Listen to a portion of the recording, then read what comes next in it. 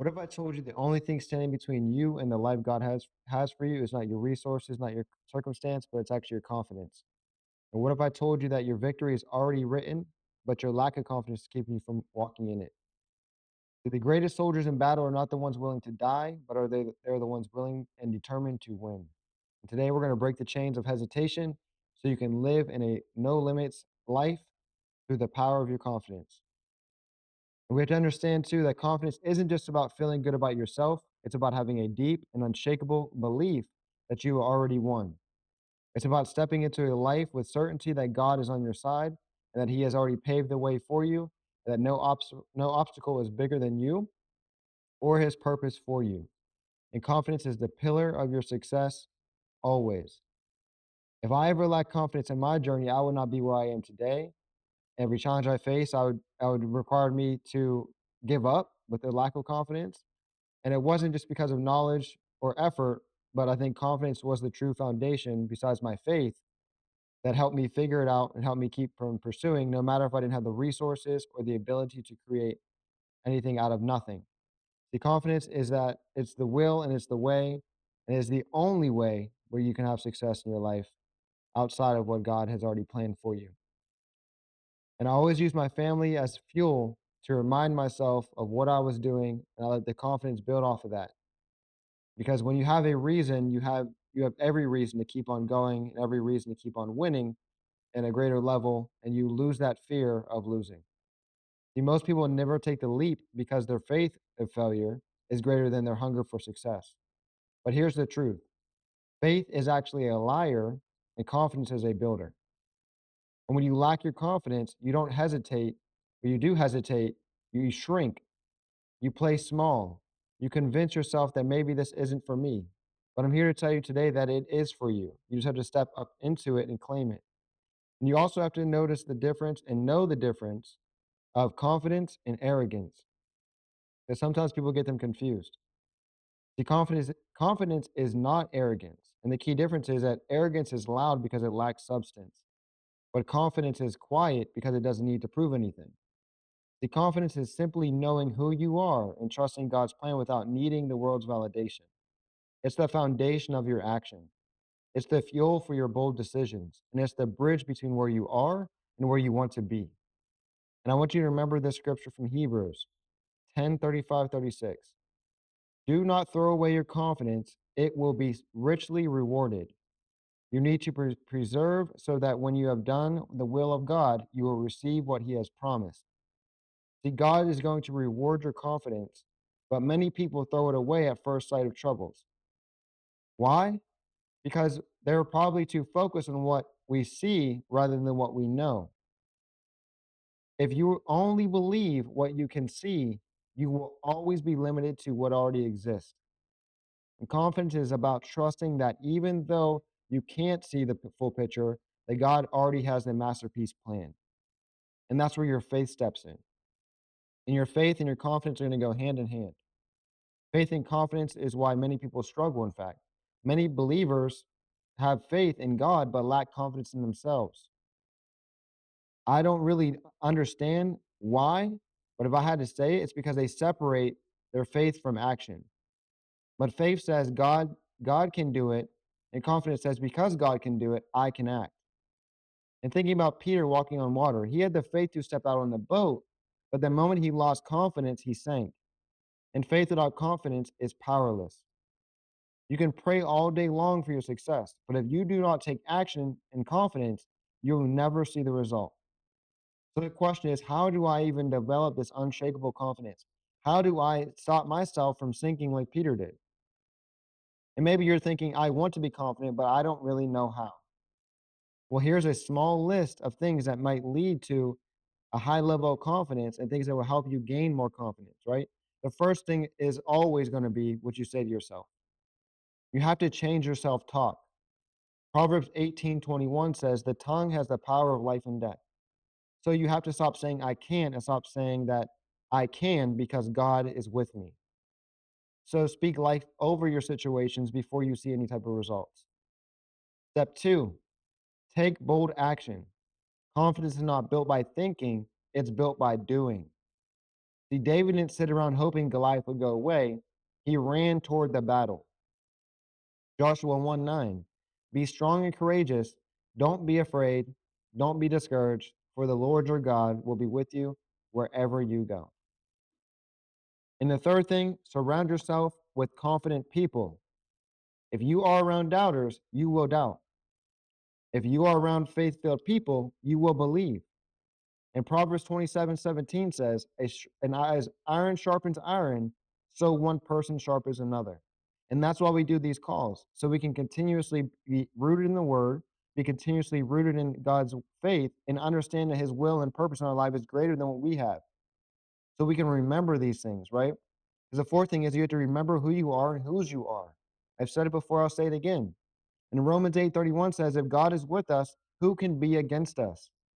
We know we already won because he already won. So we need to step into confidence and start living that limitless life. And one of the best examples of confidence in action is David and Goliath. David didn't walk out into the battlefield questioning whether or not he could win. He walked out with a decision that he's already made, which is that he already won. Excuse me. And I have a question for all of you guys. And I'm kind of curious to see what you guys think. Did David know or think that Goliath was bigger than him? Did David know or think that Goliath was bigger than him? You can put in the chat. I'm kind of curious on what you guys think. I see Rick shaking his head yes. You guys other guys have your cameras off. What do you think? You think David knew that Goliath was bigger than him?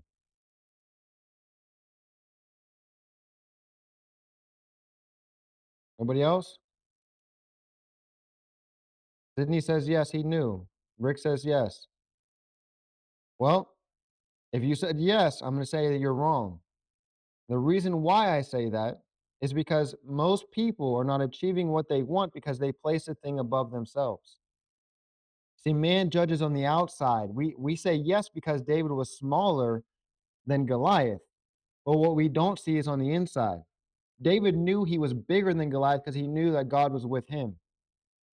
See, David wasn't the biggest person or the strongest person or the most experienced warrior, but he was the most confident because he knew what that his confidence wasn't in himself, it was in what God said. Now, most people know the story of David and Goliath, but I want you to look at it through that new lens today of confidence. When David came down to give his brothers that food, and he heard the giant before him, he decided he was going to fight Goliath when he overheard the army saying 1 Samuel 17:25. I'm laughing because I know what's about to happen here. Um, what they say in 1 Samuel 17:25? They said, have you seen this man who has come up? Surely he has come up to defy Israel. And it shall be that the man who kills him, the king will enrich him with great riches, will give him his daughter, and will give his father's house exemption from taxes in Israel. So what happened when David heard that? He said, wait, what am I about to get? He knew there was a wager. Oh, if I do this, I'm gonna get all of this, right? And then he made the guy repeat himself in verse 26. He said, what shall be done for the man who kills a Philistine and takes away the reproach from Israel? And the guy repeated the same thing: great riches, king's daughter, tax exemption for exemption for his father's house. Now, I don't know about all of you guys, right? And I don't care too much about the king's daughter, but I am personally interested in that tax-free life. Is anybody else? I'd rather live tax-free than pay taxes. Maybe that's just me. I don't know. But right after that, you see David's confidence in his objective. First thing he says is, who is this uncircumcised Philistine that he should defy the armies of the living God? Who is this dude? Ain't nothing. Why are you guys scared of him because he's so big? Do you not understand who your God is? We are the army of the living God. And the people reaffirmed that whoever kills him will get the reward, right? Now, mind you, David didn't go out there to fight a battle. David went out there to feed his brothers some corn and some other stuff and some drink. But his oldest brother that was there got mad. His little brother, who had been anointed king over him, over all the other brothers, right? David's the outcast of the family. And here he is getting anointed by Samuel in front of all of them. They all got rejected before David got anointed. And he walks up there like he's the man. He's like, who is this guy? And y'all are scared of him? And see, sometimes when you walk in confidence, you're going to ruffle some people's feathers. And it could be the people that's closest to you. Some of them could just be mad that you are as confident as you are, or that you are as blessed as you are. But that's fine, because when you have the confidence that David had, the haters don't matter. And when you have haters, sometimes they're going to go back and tell something about you, right? Well, what happened in his scenario? They went back and they told King Saul. They said, "This dude's crazy, and you need to get him." Right? Maybe not in those exact words, but that's pretty much what they said. So David had haters from his family, doubters in the army, and now even the king himself was skeptical. Saul didn't believe it. He's like, "You're just a kid. There's no way." And what did David say? "Just like I smote the lion and the bear, I will also smite this Philistine." Right? He still carried that himself with confidence and basically said, "Look, man, I don't need your validation. I don't need your armor. God gave me what I got, and I'm going to live that tax-free life, and you can keep the rest." Now, he did want one of the daughters, but he didn't get the one he wanted at first, right? And one of the biggest mistakes people make is that they focus on the cost of something instead of the reward of something. So they think about what they might lose instead of what they might gain. What was everybody on that mountain scared of? They were all scared of dying. See, but David wasn't focused on dying. He wasn't focused on losing. He was focused on the prize. So we have to focus on the prize of our life. David heard great riches and no taxes, king's daughter. I'm with it. And that's all he needed to get his mind right. He counted the commissions before he even stepped into the battle. So think about this in a practical way, right? How many of us here know sports or watch sports? You at least know something about sports, right? You live in America. How could you not? Now, what professional athlete do you know goes into a game, or when does Conor McGregor or Floyd Mayweather or Mike Tyson ever go into a fight thinking, what if I lose? Never. They never do that, because if they did, they would have already lost. Now, what makes you think that we are any different? The minute that we do not do what I'm saying and have confidence from the start is the moment that poverty started in your mind. And if you're not growing or taking action toward what you know God has called you to do, you already lost. And I don't care if you even feel financially comfortable. If you're not striving for what's next, you're settling in mediocrity. And I don't know if you guys have ever studied the word mediocre and what it actually means and where it has derived from, but it comes from Latin words medius and Osiris. Medius means middle, and Osiris means rugged mountain, which literally translates to halfway up the mountain. Now, how many of you guys would agree, as kingdom people, we are not supposed to be stuck halfway up the mountain? We're supposed to go all the way to the top of the mountain. Now, I'm not stopping halfway up the mountain. You shouldn't stop halfway up the mountain. So we don't stop in the middle. We don't stay on that old green pasture back there with the still waters. We don't settle for what's comfortable. We go through the valley of shadow of death no matter what, because we know that God's with us. For thy rod and thy staff comfort me. To reach that next mountaintop, which is higher than the last. So we have to put our focus on that next level, the next level in our life, the next level that we know we can reach.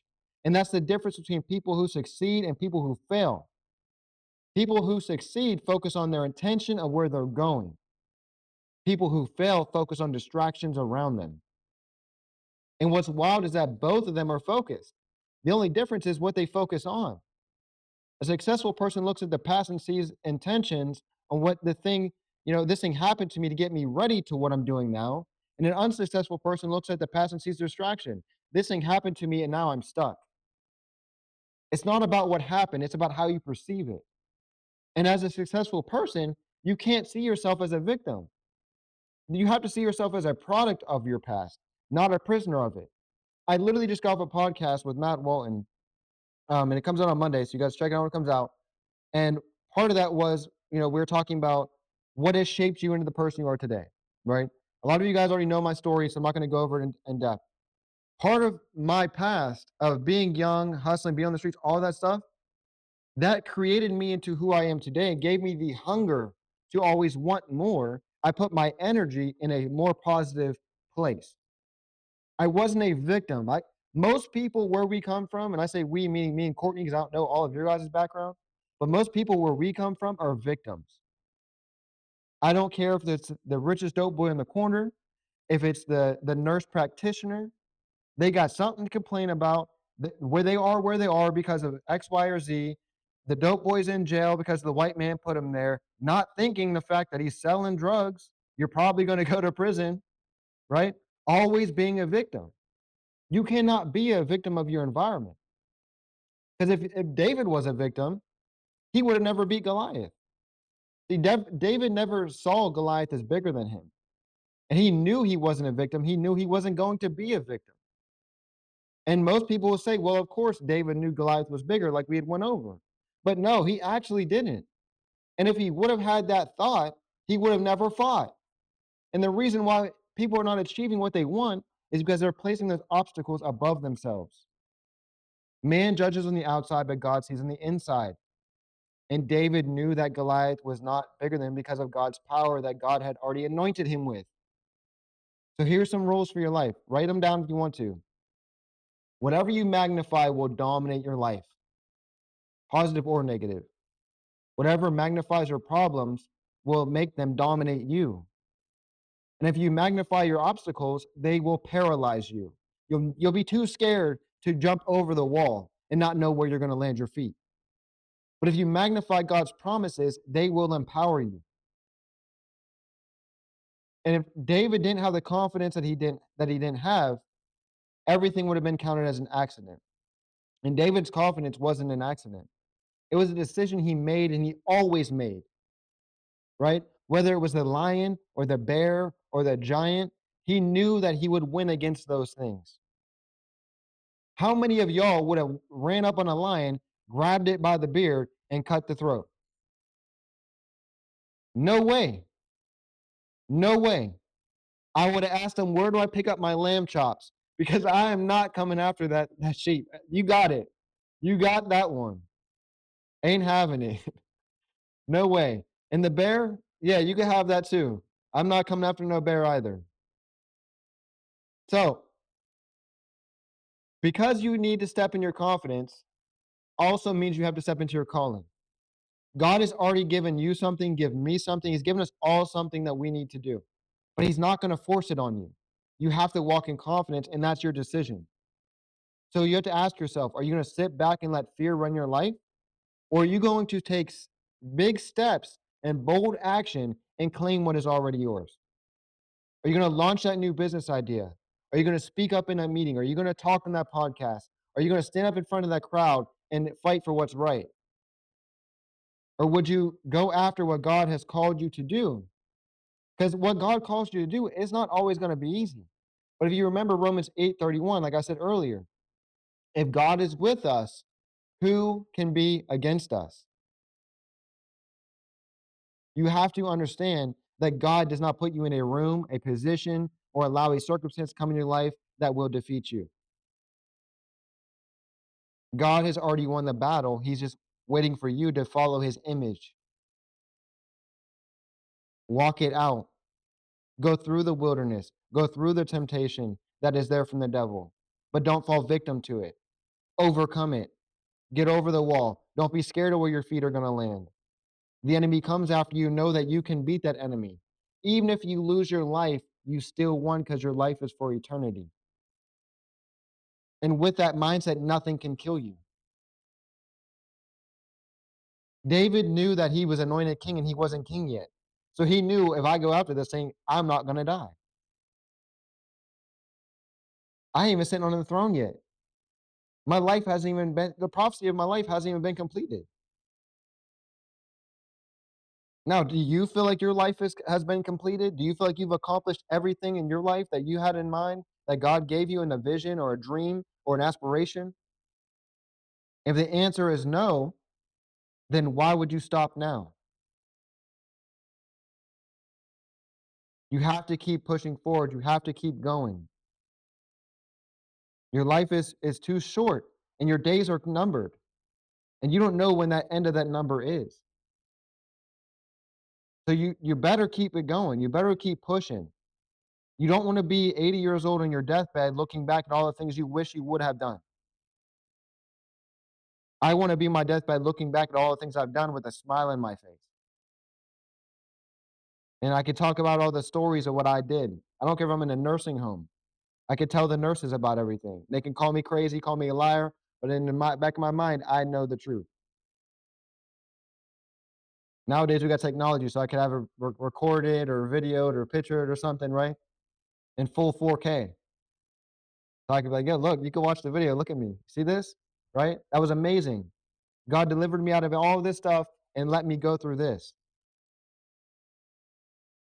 So that's my message for you guys today. You need to have confidence in all that you've done, all that you do. Don't give up. No enemy is bigger than you, no matter their physical size.